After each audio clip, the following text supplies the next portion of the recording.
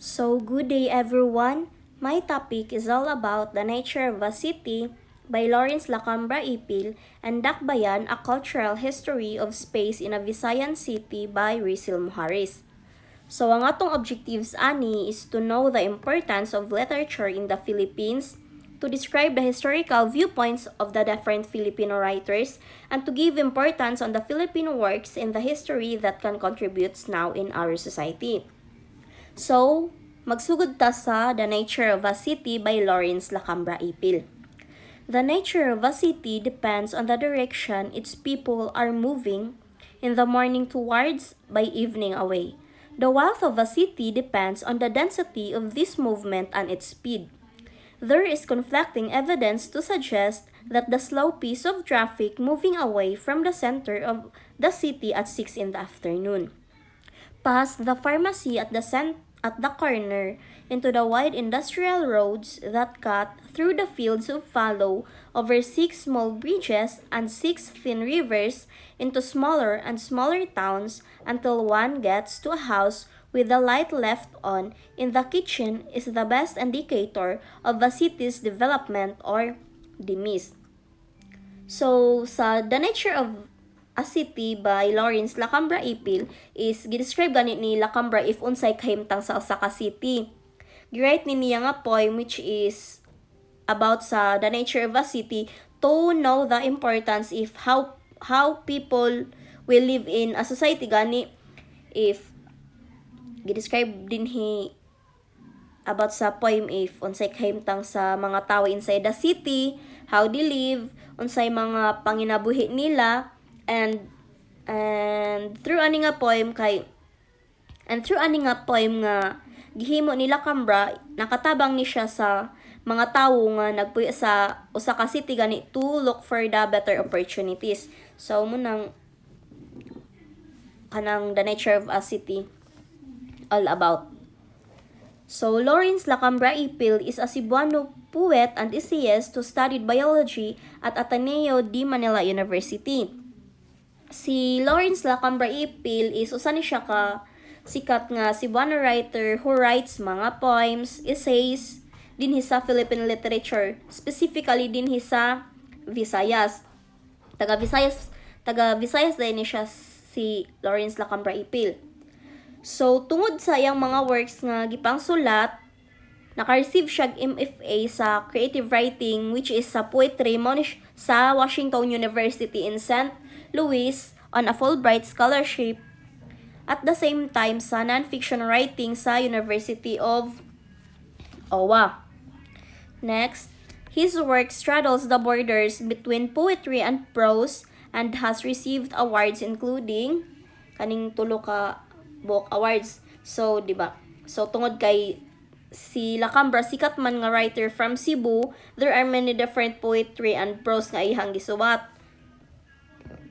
Daghan siyang mga poems, mga books nga na-discover, and tungod ani iyang mga works, nasikat ni siya di lang dinhi sa Philippine literature, but also sa other country which is ang ihang mga works na abot sa Singapore. And because of this, naka-receive siya lain-laing award including kaning tulok ka buok mao ni siya ang Carlos Palanca Awards, the Philippine Press Awards, Academy of American Poets Prize in Washington University in Singapore. On the other hand, The Nature of a City by Lacambra describes people living in a era mo na tong, di ba, katong yahang poem nag-describe sa people how they live through aning upat ka kuan era which is the socialization, globalization, modernization, and the industrialization, wherein sa socialization it describes the ways that people come to understand societal norms and expectations if giyon sa nila pag socialize with people, how they interact with others. And then din sa globalization, it describes a process of interaction between people and the city if how they globalize economically gani, which is ang flow sa people og ang technology mo usa sa mga nag-describe sa poem naman toy kuan dito sa poem if giyan sa nila pag globalize ang ilahang city.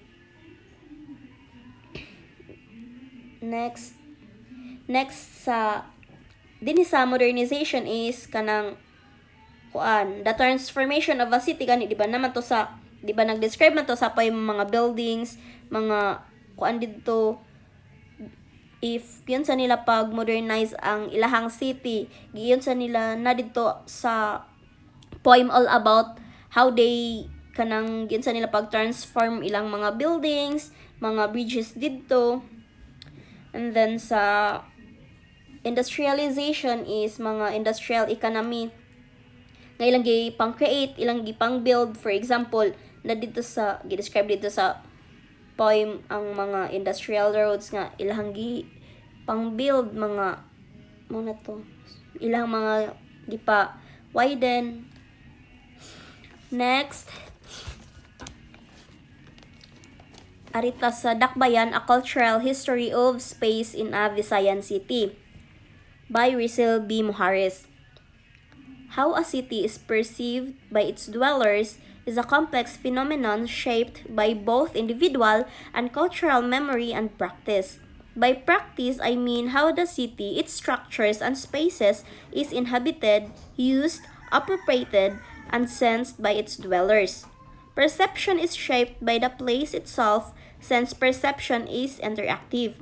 Hence, we considered not only the language, values, capabilities, and situations of perceivers, but the perceptible features of the environment itself. We can begin by considering the material form of the city. I shall do this by broadly sketching how the form of a city, Cebu City, came to be, asking after the urban planner and architect Kevin Lynch, what time is this place?